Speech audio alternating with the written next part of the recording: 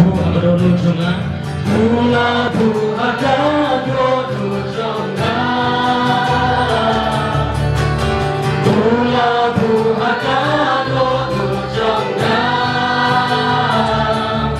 Andre ya kan ka jong bu play katana dan sahaga berplay siapa yang mahu agado jonga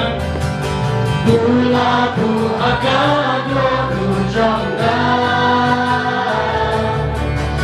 mula bu agado jonga Pantai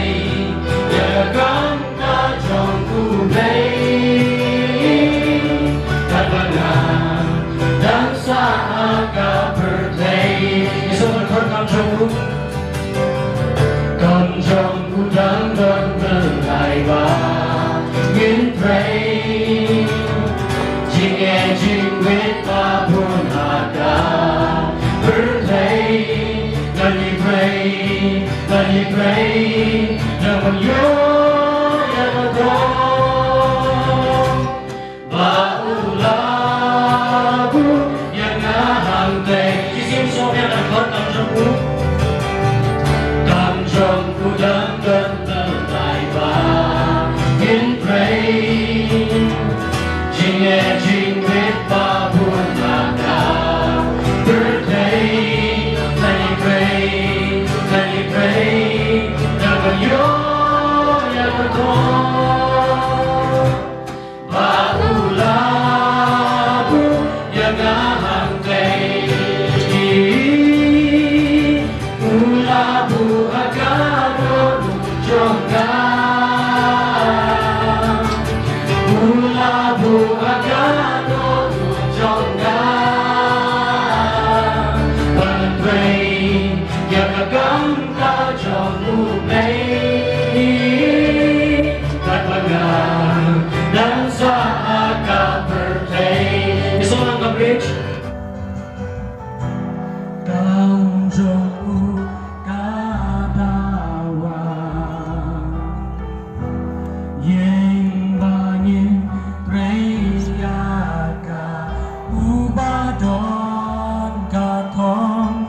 ban reyaka ai untrey sing sab yang kabridge kam jong kadawa kam jong kadawa yang banyin reyaka ubadon katong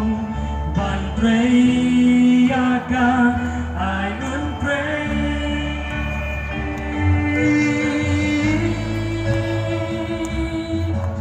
ulabu agado jonga ulabu agado jonga Pantai ya kakang ka jong ublay katbangan dan sahaga birthday ulabu agado jonga ulabu agado jonga ulabu agado jonga bangan pray ya kagam ka jong ublay katbangan dan sahaga